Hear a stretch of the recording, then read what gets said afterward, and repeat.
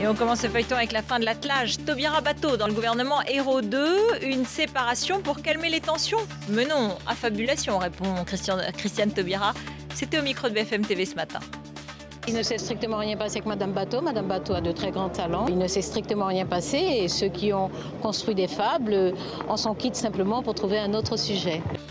François Hollande, lui, a voulu recruter une autre ministre et ça s'est passé sur Canal+. Il était 19h40 hier quand Axel Lemaire, député des Français de l'étranger, a reçu un appel du président en pleine émission.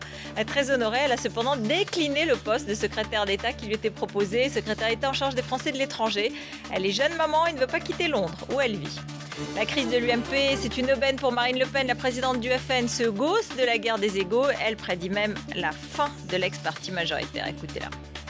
On se retrouve avec une guerre des égaux et la vraie question qu'il se pose, c'est de savoir qui va être le plus à gauche, qui va être le plus chiracien. Tout cela, à mon avis, entraînera... Et qui va être le plus proche de vous? Entraînera la mort de l'UMP. Cliché contre cliché, en guise de riposte, un article d'un quotidien intitulé « Les plus jolies femmes de l'Assemblée nationale », le site Terra Femina publie le classement des plus jolis hommes de l'Assemblée. François Baroin, Alexis Bachelet, député des Hauts-de-Seine, Laurent Wauquiez font partie des heureux élus. On y trouve aussi Benoît Hamon et Manuel Valls et eux ont laissé leur siège pour retourner au gouvernement. Et Sergio Coronado, on le voit. À présent, c'est l'œil de Benjamin Oulassène, que je remercie ce soir pour sa culture, sa finesse d'analyse et son regard malicieux, bien sûr. Regardez, il revient sur Nadine Morano aujourd'hui. S'il en reste une, ce sera elle, dit-il.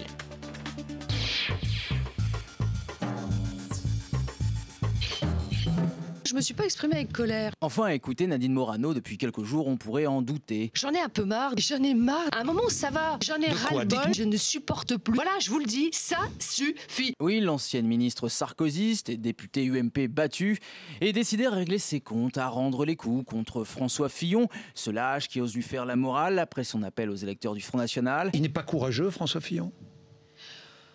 On peut pas dire que ça soit sa plus grande qualité. Mais aussi contre les humoristes et leurs traquenards qui la caricaturent en femme politique raciste. Obligé de se justifier tout ça parce que on lance un appel aux électeurs du FN, encore une fois, comme 6 millions de personnes étaient des gens racistes.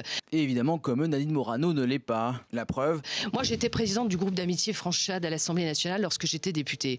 Et je ne veux pas qu'on me fasse passer pour ce que je ne suis pas. Oui, malgré les défaites successives, la fin du sarkozysme, Nadine Morano reste toujours sur le front, fidèle et combattante. Est-ce que vous m'avez entendu une seule fois venir critiquer ma famille politique? S'il en reste une, ce sera elle, la dernière guerrière du sarkozysme, aux références très militaires. Et comme le disait le général Bijard, vous y êtes allés les petits gars!